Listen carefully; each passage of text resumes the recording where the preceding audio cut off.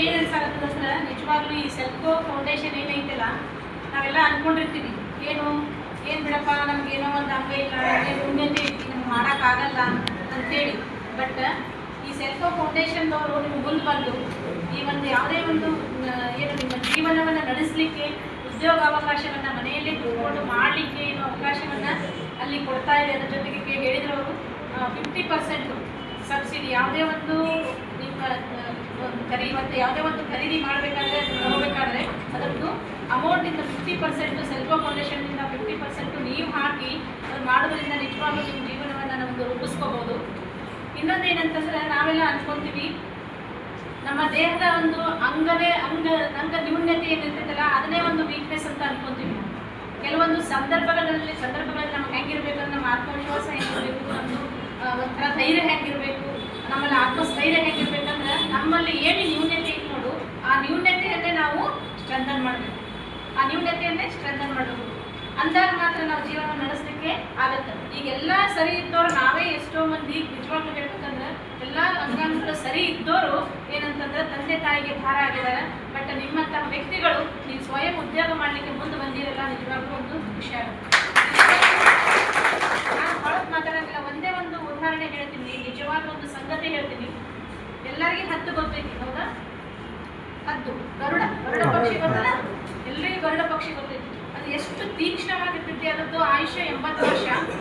ಅದು ಹೆಂಗೆ ತೀಕ್ಷ್ಣವಾಗಿರ್ತದೆ ಅಂದರೆ, ಎಷ್ಟೋ ಆಕಾಶದ ಎತ್ತರಕ್ಕೆ ಮೇಲೆ ಹಾರಿದರೂ ಕೂಡ ಕೆಳಗೊಂದು ಸಣ್ಣ ಕ್ರಿಮಿ ಇದ್ದರೂ ಕೂಡ ಅದು ಆ ಕಣ್ಣಿಗೆ ಕಾಣಿಸುತ್ತೆ. ಅದು ಅಷ್ಟು ಸೂಕ್ಷ್ಮವಾದಂತಹ ಕಣ್ಣುಗಳನ್ನು ಹೊಂದಿರುತ್ತೆ, ಅಷ್ಟೇ ಚೂಪಾದಂತಹ ಕೊಕ್ಕನ್ನು ಹೊಂದಿರುತ್ತದೆ, ಬಲಿಷ್ಠವಾದಂತಹ ರೆಕ್ಕೆಗಳನ್ನು ಹೊಂದಿರುತ್ತೆ.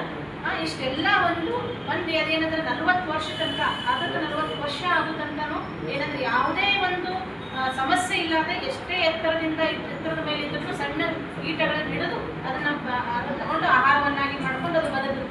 ಬಟ್ 40 ವರ್ಷ ಸ್ವಾಮೀಜಿಯವರನ್ನ ಹೃದಯದಲ್ಲಿ ಸ್ಮರಿಸುತ್ತಾ, ಇವತ್ತು ವಿಶೇಷವಾಗಿ 3 ತಾಲೂಕುಗಳ ಒಂದು ತರಬೇತಿ, ಮುದ್ದೇಬಿಹಾಳ್, ಬಸವನಬಾಗೇವಾಡಿ ಹಾಗೂ ಸಿಂದಗಿ, ಈ ಒಂದು ಸೆಲ್ಕೋ ಫೌಂಡೇಶನ್ ವತಿಯಿಂದ ಒಂದು VRWಗಳಿಗೆ ಮತ್ತು MRWಗಳಿಗೆ ನಮ್ಮ ಇಲಾಖೆಯಲ್ಲಿ ಸೇವೆಯನ್ನು ಸಲ್ಲಿಸಿರುವಂಥ ಎಲ್ಲರಿಗೂ ಒಂದು ತರಬೇತಿ ಒಂದು ಕಾರ್ಯಕ್ರಮವನ್ನು ಹಮ್ಮಿಕೊಳ್ಳಲಾಗಿದೆ. ಈ ಒಂದು ಕಾರ್ಯಕ್ರಮದ ಘನಾಧ್ಯಕ್ಷತೆಯನ್ನು ಗೌರವಾನ್ವಿತರಾಗಿರುವ ನಮ್ಮೆಲ್ಲರ ಚಿರಪರಿಚಿತರು ಹಾಗೂ ನಮ್ಮ ಇಲಾಖೆಯಲ್ಲಿ ಬಹಳ ವರ್ಷದಿಂದ ಕೆಲಸವನ್ನು ನಿರ್ವಹಿಸಿ ಬಹಳ ಉತ್ತಮ ಒಂದು ಸೇವೆ ಸಲ್ಲಿಸಿರುವಂಥ ಶ್ರೀಮತಿ ನಿರ್ಮಲಾ ಸುಲ್ಕೂರ್ ಮೇಡಮ್ ಅವರಿಗೆ ತಮ್ಮೆಲ್ಲರ ಪರವಾಗಿ ಸ್ವಾಗತ. ಅದೇ ರೀತಿ ನಮ್ಮ ವಿಕಲಚೇತನರ ಹಿರಿಯ ನಾಗರಿಕರ ಮತ್ತು ಸಬಲೀಕರಣ ಅಧಿಕಾರಿಗಳಾಗಿರುವಂಥ ಗೌರವಾನ್ವಿತರಾಗಿರುವ ಜಗದೀಶ್ ಕೆ ಸಾಹೇಬರಿಗೆ ತಮ್ಮೆಲ್ಲರ ಪರವಾಗಿ ತುಂಬುವುದೆಲ್ಲ ಸ್ವಾಗತವನ್ನು ಬಯಸ್ತಾರೆ. ಅದೇ ರೀತಿ ಇನ್ನೋರ್ವ ಈ ಒಂದು ತರಬೇತಿ ನೀಡಲಿಕ್ಕೆ ಸ್ಥಳಾವಕಾಶವನ್ನು ಒದಗಿಸಿಕೊಟ್ಟು ನಮ್ಮೆಲ್ಲರಿಗೂ ಒಂದು ಸ್ಫೂರ್ತಿದಾಯಕ ಒಂದು ಕಾರ್ಯಕ್ರಮಕ್ಕೆ ಅಣಿ ಮಾಡಿಕೊಟ್ಟಂತಹ ಗೌರವಾನ್ವಿತರಾಗಿರುವ ಶ್ರೀಮತಿ ಸವಿತಾ ಅಳಗಿ ಮೇಡಮ್ ಅವರ ತಾಲೂಕ್ ಪಂಚಾಯತಿ ಯೋಜನಾಧಿಕಾರಿ, ಇವರು ಕೂಡ ತಮ್ಮೆಲ್ಲರ ಪರವಾಗಿ ತುಂಬುವುದೆಲ್ಲ ಸ್ವಾಗತ. ಅದೇ ರೀತಿ ಇವತ್ತು 3 ಜಿಲ್ಲೆಗೂ ಉತ್ತಮ ಯಾವುದೇ ಒಂದು ಸಭೆ ಸಮಾರಂಭದಲ್ಲಿ ಭಾಗಿಯಾಗಿ ಆ ಕಾರ್ಯಕ್ರಮ ಯಶಸ್ವಿಗೊಳಿಸಿ ಎಲ್ಲರಿಗೂ ಸಹಕಾರ ನೀಡುತ್ತಾ ಪ್ರತಿಯೊಂದು ನಮ್ಮ VRWಗಳು ಮತ್ತು ಯಾವುದೇ ಒಂದು ಸಮಸ್ಯೆಗೆ ಸ್ಪಂದಿಸಿ ಸಾಕಷ್ಟು ಕೆಲಸವನ್ನು ನಿರ್ವಹಿಸುತ್ತಿರುವಂಥ ನಮ್ಮ ಗೌರವಾನ್ವಿತ ಸಹೋದರಿ ಪ್ರತಿಭಾ ಮಾದರ್, ಜಿಲ್ಲಾ ಸಂಯೋಜಕರು, ಇವರು ಕೂಡ ತುಂಬ ಸ್ವಾಗತ. ಅವರು ನಮ್ಮ ವಿಜಯಪುರ ಜಿಲ್ಲೆಯಲ್ಲಿ ವಿಕಲಚೇತನರು ಇವತ್ತು ಯಾವ ಕೆಲಸ ಸಿಕ್ಕಿಲ್ಲ ಅನ್ನೋ ಅನುಮತಿಯಿಂದ ನಾವು ಸ್ವಂತ ಉದ್ಯೋಗ ಮಾಡಿ ಒಂದು ಸೆಲ್ಕೋ ಫೌಂಡೇಶನ್ಗೆ ಇಂಥ ಒಂದು ಸಾಧನ ಸರ್ಕಾರವನ್ನು ಪಡೆದುಕೊಂಡು ನಾವು ಕೂಡ ಮುಂದೆ ಬರೋಕ್ಕೆ ಪ್ರಯತ್ನ ಮಾಡಿದ್ರೆ ಇವತ್ತು ಕೆಲಸ ಸಿಕ್ಕಿಲ್ಲ ಅಂತೇಳಿ ಅನುಮತಿಯಿಂದ ಒಂದು ಸ್ವಂತ ಉದ್ಯೋಗ ಮಾಡಿದ್ರೆ ಅದಕ್ಕೆ ನಾವೇ ಮಾಲೀಕರಾಗ್ತೇವೆ.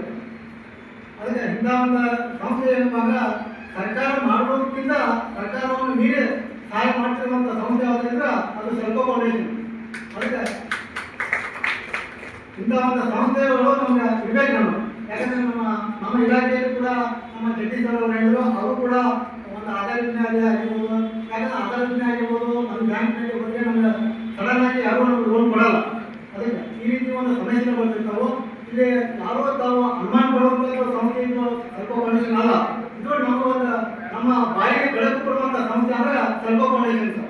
ಅದಕ್ಕೆ ನಾನು ಇಷ್ಟೆಲ್ಲ